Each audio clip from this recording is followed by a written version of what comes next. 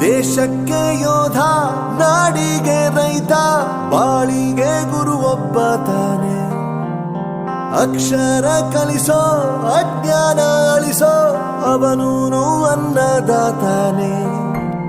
ತಪ್ಪು ಸರಿಯ ತಿದ್ದಿ ತಿಳಿ ಹೇಳಿ ಸಮಬುದ್ಧಿ, ನಮ್ಮ ಚಿತ್ತ ಶುದ್ಧಿಯಾಗೋ ಹಾದಿ.